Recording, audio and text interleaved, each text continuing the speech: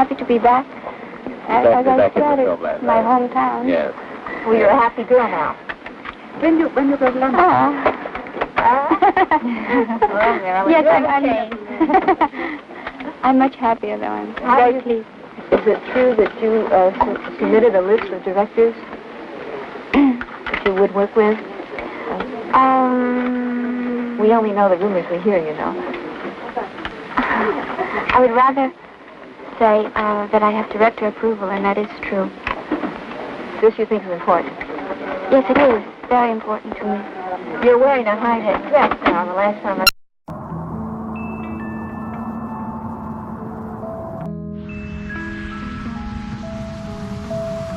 I used to believe this city was alive.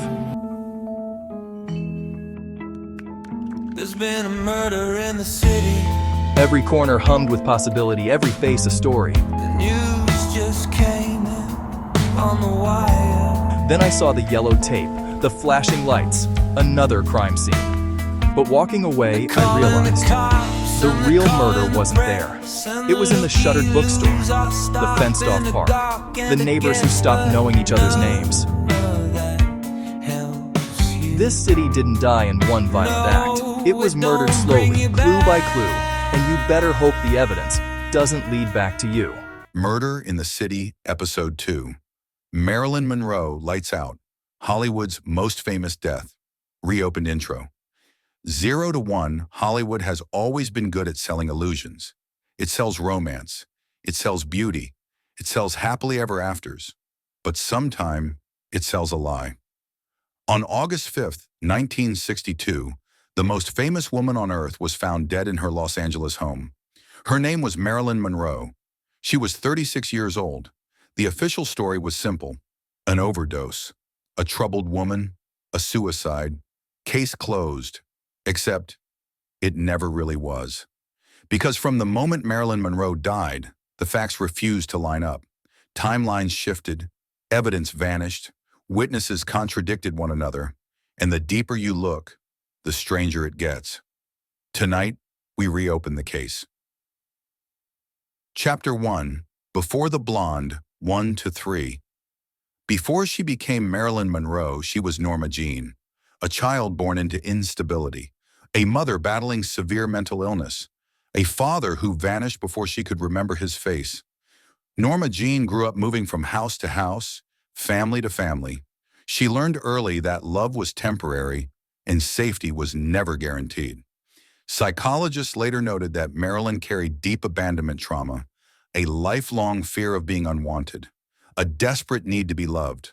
Hollywood would eventually exploit that vulnerability. Chapter 2. The Creation of a Myth. 3 to 5. When the studios found her, they didn't just sign an actress. They created a product. They bleached her hair, changed her voice, taught her how to walk, smile, breathe. Marilyn Monroe became a fantasy, carefully controlled by executives who saw her as both a goldmine and a liability. But here's the part history often forgets. Marilyn was not dumb.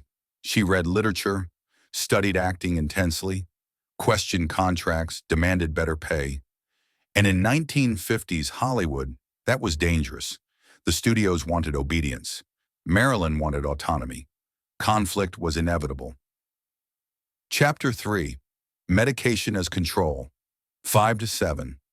By the late 1950s, Marilyn was prescribed heavy medication. Barbiturates for sleep, sedatives for anxiety, painkillers for exhaustion. Doctors didn't coordinate. Prescriptions overlapped. Warnings were ignored. This wasn't care. It was containment. Instead of addressing trauma, Hollywood medicated it. Instead of rest, they demanded performance. Marilyn's struggles were labeled instability. Her objections became erratic behavior. The narrative was being built, quietly, deliberately. Chapter 4. Proximity to Power. 7 to 9. By 1962, Marilyn Monroe was no longer just a movie star. She was adjacent to power. She attended elite gatherings. She spoke with journalists, politicians, insiders. She had personal relationships that placed her uncomfortably close to national influence. Friends later said Marilyn talked too much. Not out of malice, but loneliness. She wanted to be heard. She wanted acknowledgement.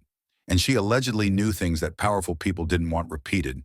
Whether those things were exaggerated or real almost doesn't matter. What matters is perception. Because in systems built on secrecy, unpredictability is a threat. Chapter 5, The Final Weeks. 9 to 11. In the weeks leading up to her death, Marilyn's life looked chaotic, but also contradictory. She was fired from Something's Got to Give, then rehired, then negotiating new terms. She was seeing her psychiatrist frequently, making late-night phone calls, expressing fear and betrayal. But she was also discussing future films, talking about travel, making financial plans.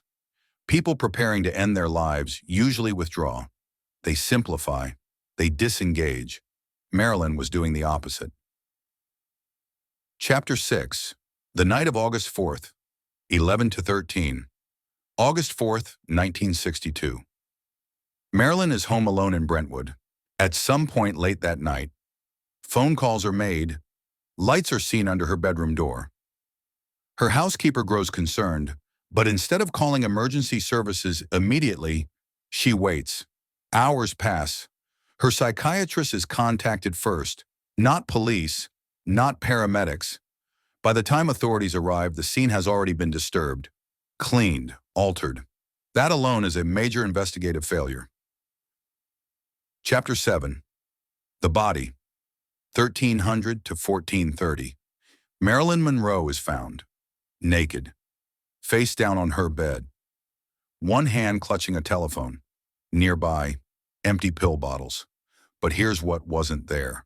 No glass of water. Anyone who has ever taken strong medication knows this matters. According to later toxicology reports, the amount of barbiturates in her system was lethal. Yet, there was no pill residue in her stomach. No clear evidence she swallowed them. Experts have argued this point for decades. Chapter 8. The Autopsy Problem. 1430 to 1630. The coroner's ruling was not suicide. It was probable suicide. That word, probable, is critical. It means uncertainty. It means unanswered questions. It means doubt. No suicide note was found. No definitive method was established. Key evidence handling was flawed. And yet, the case was closed quickly. Too quickly. Chapter 9. Disappearing Records. 1630 to 18. After Marilyn's death, phone logs disappeared. Personal notes vanished. Witness timelines conflicted. Key figures were never formally interrogated. Years later, government files confirmed Marilyn had been monitored. Officially, she was harmless. Unofficially, she was unpredictable, and unpredictability scares institutions. Chapter 10. The Three Theories. 1800 to 2000. Theory 1. Suicide. A woman overwhelmed by depression and addiction took her own life. But no note, no clear ingestion method, conflicting behavior, mishandled scene theory. 2. Accident, a fatal medication mistake. But 1. Extreme dosage. Multiple doctors involved.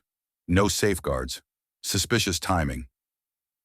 Theory 3. Silenced, the most controversial theory. That Marilyn knew too much. That she talked too freely. That someone intervened. There is no smoking gun, but there is smoke. And a lot of it. Chapter 11. The Real Crime. 2000 to 2200. Regardless of how Marilyn Monroe died, the truth is undeniable. She was exploited, overmedicated, controlled, discarded. Her death wasn't just a tragedy. It was a system failure, a machine that created a goddess, then destroyed the woman inside her. Outro. 2200 to 2400. Marilyn Monroe wanted respect. She wanted peace. She wanted to be taken seriously. Instead, she became a mystery, a legend, a warning.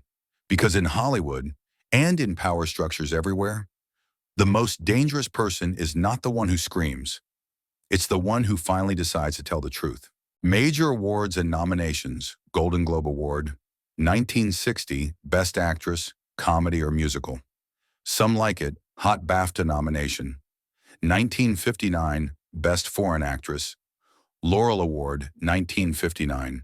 Top Female Comedy Performance. Photoplay Award, 1953. Most Popular Female Star Industry and Cultural Honors Hollywood Walk of Fame. Stars 6,778 Hollywood Boulevard AFIs, 100 years. 100 Stars, 1999. Ranked number 6 Greatest Female Screen Legend, Smithsonian Institution. Her iconic white dress, the 7-Year Itch, preserved as American cultural history, fashion, beauty, and pop culture legacy.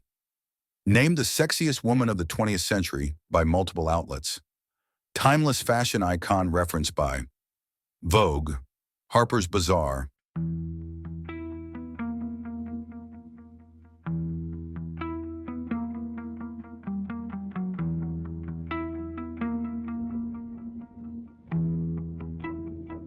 There's been a murder in the city. The news just came in on the wire.